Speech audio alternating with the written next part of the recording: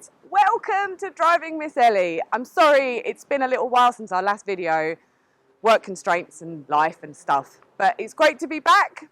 We've got some beautiful cars lined up for you in coming up episodes, and of course a very beautiful car today. So you better head over to the YouTube channel, hit the subscribe button and also the notifications bell so you never miss an episode about our beautiful cars. Anyway, let's crack on. The pickup truck. It's thought to have come about in the early 1900s when motor manufacturers would often sell a chassis only, but other companies would build a body. In Australia and New Zealand, pickups are called utes, short for utility vehicle. Remember Joe Mangle's ute in Neighbours in the late 80s? Anyway, I digress, but let's be honest, we all watched Neighbours. In South Africa, people called them a bakkie, after the Afrikaans word for bowl or container. The Ford Transit was advertised in the UK with the slogan, "Transit, the backbone of Britain." If America has a backbone, it would surely be the Ford F150 pickup. These full-sized pickup trucks have been lugging American loads since 1948 and today is the best-selling pickup in the US. We are currently on the 14th generation of the F150 and its 73-year production run must make it one of the longest running models in history. Let's show you around this beautiful machine, which unlike many of the cars featured recently, is taller than me. Now the F150 we have here is a Raptor, which is the performance version of the 150. Raptors were introduced in 2010 and at that time were based on the 12th generation F150. At first powered by a 5.4 litre V8 and then a 6.2 Boss V8, as we have in this one, providing 411 horsepower and 434 pound-foot of torque and giving this 2,800 kilogram monster a respectable turn of speed. Mechanical improvements for the Raptor didn't stop with the engine. Traction control was improved for both on and off-road and incorporated a hill descent facility. Suspension travel was increased and the track widened with extended wheel arches to suit. From 2011, a four-door Super Cab variant joined the regular four-door Crew Cab, along with the option of silver paint being added to the existing colour range. Inside, heavily bolstered seats are separated by a very wide transmission tunnel, which houses the shifter for the 6-speed automatic gearbox and traction and four-wheel drive settings. So now we are going to talk about the interior of this magnificent beast. There are so many cool and quirky features that I really need to show you. Ready? Let's go. One mad crazy thing. I get so excited about the interiors because they're all just so different for many different reasons. So something I really want to show you guys today is this thing that the owner had installed on this called a pedal commander. So it changes the mode of the engine. So it starts off in city mode, normal mode. So you'll hear the difference. Ready? So that's your normal city mode. Now check this out. It changes to sport mode. Oh, listen to that. I think we know what I would prefer. There's so many cool things I can talk about in this cab. There's so much going on.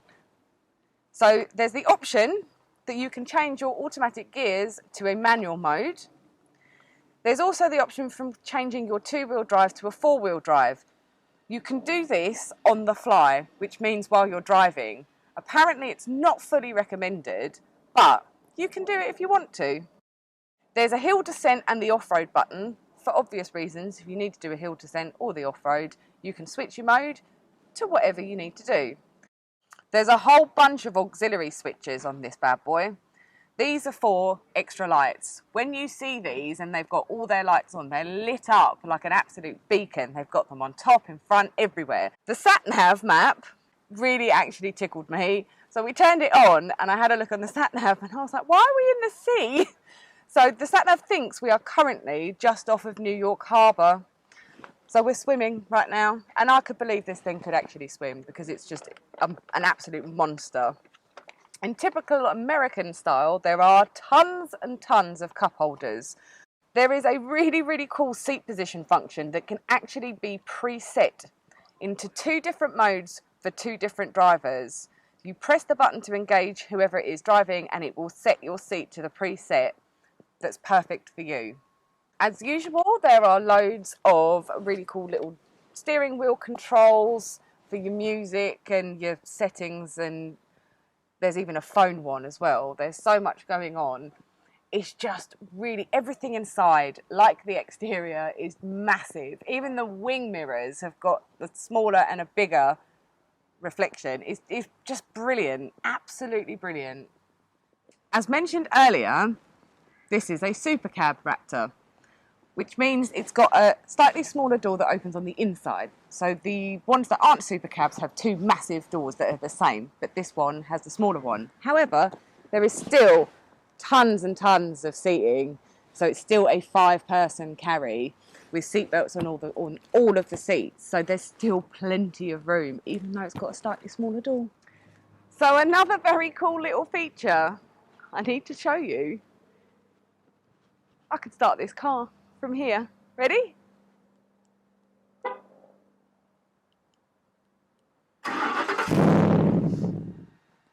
So due to the height of this bad boy, they've installed this really cool little step so you can actually get in the back. Disclosure, this is the 3rd take because I can't get all these mechanisms in the right order done properly. We'll have another go. Ready? Gas loaded back. Nice and smooth transition. Hold up. Step down. Ta-da! Now we have a nice little safe feature to be able to get up into the back. In addition to the really cool step, there is this, which is called a bed extender.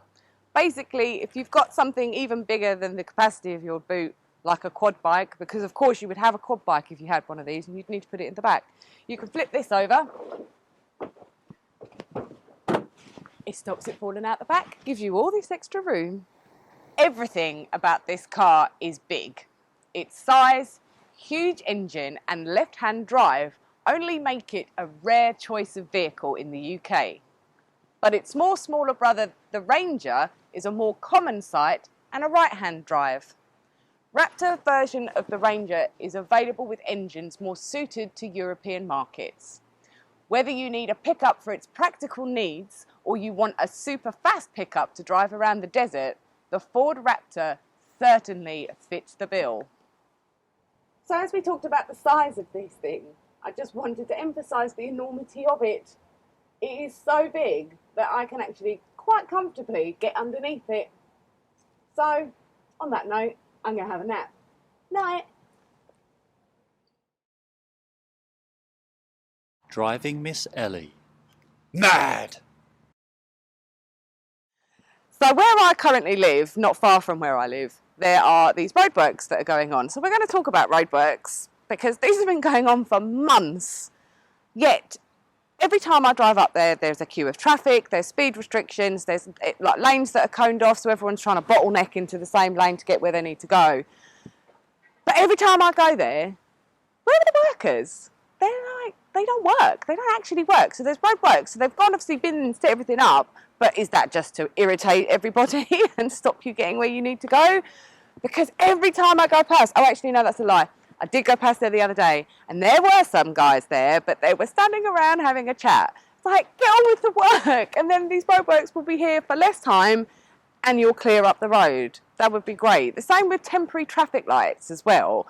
There were roadworks on my way here today, and I was 10 minutes late because of temporary traffic lights. Loads of the road was coned off. Nothing was happening. Like, why? Like, if you're going to do the work, do it, get in, get out. It causes so many disruptions, and I'm always late. And I've got to still get to where I'm going and stick to the speed limits, she says. But yeah, so Let me know what you think about that. Do you have roadworks in your area, but yet no one ever seems to do any work? Maybe there's someone we can write to. See you next time.